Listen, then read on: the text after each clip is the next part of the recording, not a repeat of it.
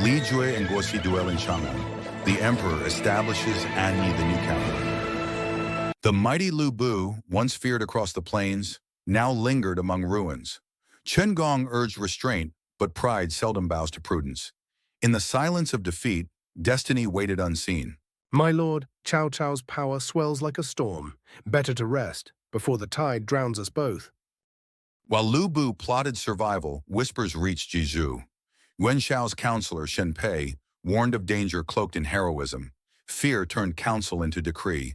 The beast must be crushed before it grew fangs anew. From Yuan Shao's command came a host of 50,000. Their mission, obliterate Liu Bei before he could rise again. The march thundered forward, carrying both order and omen. Seeking refuge, Liu Bei came to Xuzhou.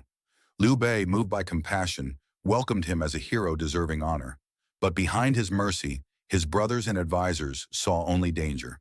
A tiger granted shelter within fragile walls.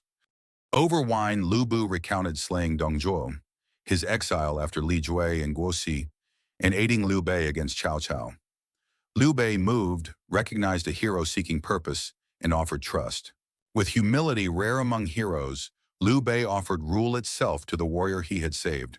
Yet the silent fury in his brother's eyes warned Liu Bei that power here came wrapped in peril. In that pause, pride yielded to caution, and Liu Bei stopped short of taking the seal of authority. In the private chamber Liu Bei had chosen, his wife and daughter performed a deep, reverent bow to Liu Bei as to their benefactor. Liu Bei returned the courtesy with marked modesty.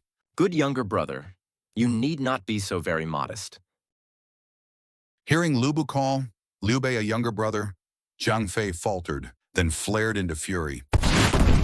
He leapt to defend honor, denouncing the phrase as an insult to their lineage, and vowing 300 bouts to avenge the slight, until Guan Yu stepped in to stop him. Next day, Liu Bei came to take his leave, admitting he could not stay in peace with Liu Bei's brothers.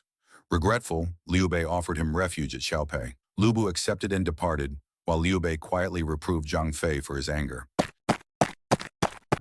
Liu and Guo ruled the court with greed and arrogance. No one dared speak against them, and the young emperor endured their insults, his heart heavy and powerless beneath the golden roof.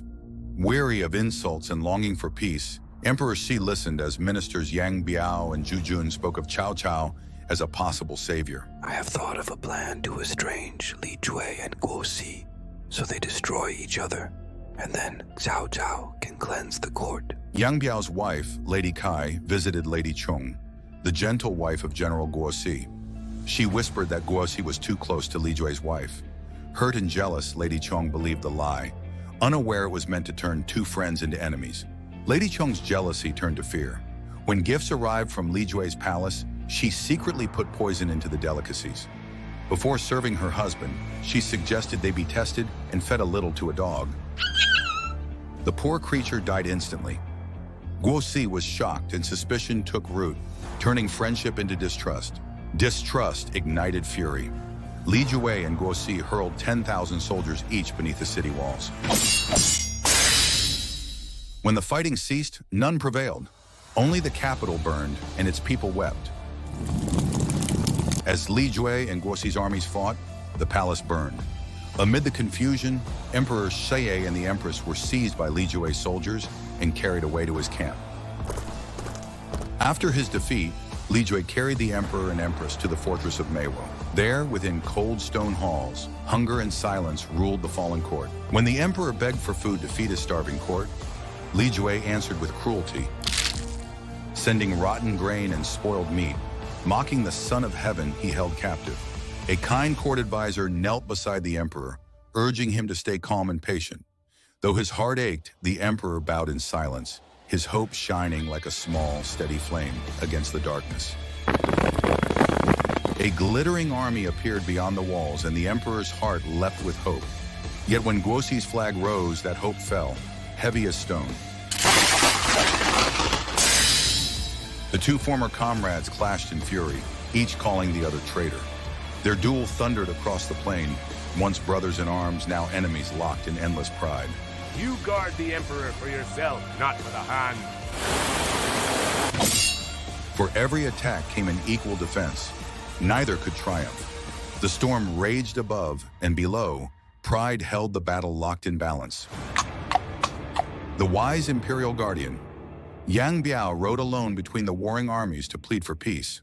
For a heartbeat, the battlefield fell silent, as if even heaven paused to listen. Guo welcomed the emperor's messengers with smiles, but soon turned cruel. His soldiers tied the envoys with ropes, their bravery shining even as torches flickered around them. Guo's general persuaded him not to harm the envoys. Guo freed Yang Biao and Zhu Jun, but kept the others imprisoned. Freed yet broken-hearted, the two wept for their emperor's suffering. For 3 long months, Jue and Guo fought without end. Neither could win. Both lost men and honor, while the emperor remained in chains. Believing witchcraft would grant him power, Jue turned from wisdom to superstition. His soldiers grew fearful, and even his allies began to doubt his strength. Court counselor Yang Xi told the emperor that Jia Shu, though serving Li Hui, still carried loyalty in his heart. Through him, a faint hope for rescue might yet survive.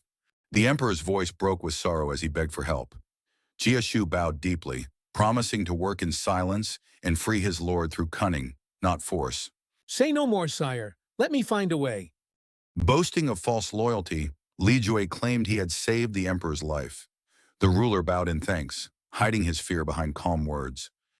The emperor sent the brave envoy Huang Fu Li to make peace between the warring generals, trusting wisdom to achieve what swords could not.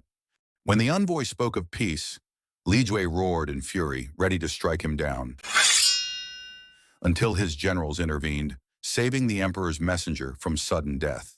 Huang Fu Li defied danger and cried that Jue was a rebel. His courage spread like fire, proof that truth could still challenge tyranny. If the Son of Heaven is shamed, the minister must speak. Let them hear the truth. Huang Fu Li's brave words spread swiftly through the ranks. Soldiers began to doubt their cruel master and dream of a future free from fear. Wise Jia Shu promised peace and reward in the emperor's name, soothing Jue's pride. Believing his witches had earned the honor, Jue forgot his soldiers. Angry and unpaid, they deserted, leaving his army weak. At last, General Zhang Ji arrived with a great army to make peace, ending the storm that had shaken the realm. He even memorialized asking the emperor to move to Hongnong near Luoyang. Freed from chaos, the emperor smiled as his carriage turned east. Each mile seemed to carry the Han closer to renewal, and sunlight bathed the road home in peace once more. Heaven has shown mercy. Our journey to the east begins. Amid roaring winds, the imperial procession reached Bailing Bridge. The golden carriage glimmered through dust and leaves, unaware that danger waited ahead. The emperor's path was blocked by soldiers claiming to guard against spies. Brave General Yang Shi rode forth, voice clear as thunder, declaring the emperor's presence. At the sight of the emperor, the soldiers fell to their knees, crying blessings of long life, their anger swept away by awe and loyalty.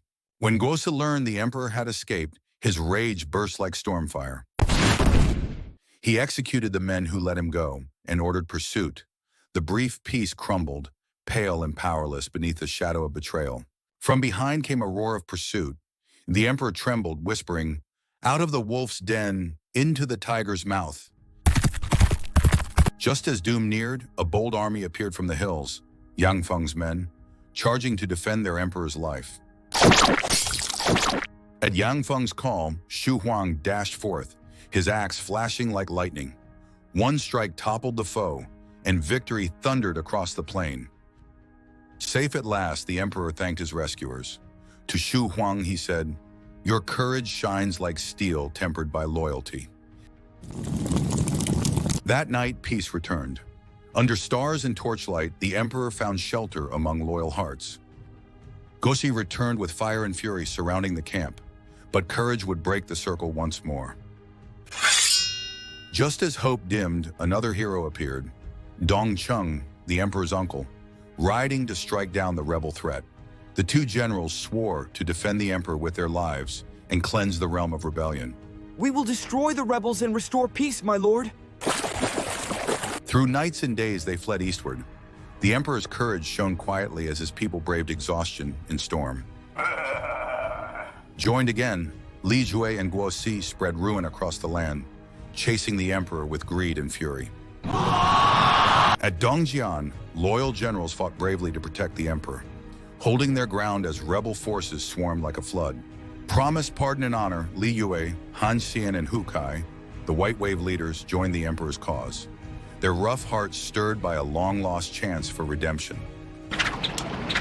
However, Guo lured the greedy with treasure, striking as the White Wave soldiers bent to gather it.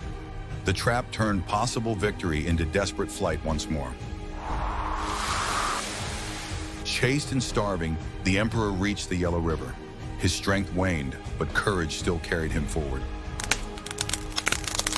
Using silk as rope, they lowered the emperor and empress into safety below, a fragile bridge between despair and hope. The emperor and empress escaped to Dayang, weary and hungry. That night, kind villagers shared their food in a poor, tile-roofed house. There, hope quietly bloomed again. Dongsheng and Yangfeng urged the emperor's return to Grand Luoyang, the Han's ancient heart. But Liu defied them, clinging to power in Anyi, an argument that would soon stir peril anew. Luoyang is the true capital of the Han. You may go, but I will stay. Though the emperor had been agreed to move east, however, Liu plotted in secret with Li Gui and Guo to seize him again. Treachery crept silently beneath loyal stars. As the emperor's carriage reached Gu Hills, torches burst to life and voices shouted from the cliffs. Once divided rebels had joined again, their wicked traps set under the night sky. Heaven have mercy. Must danger follow me even here?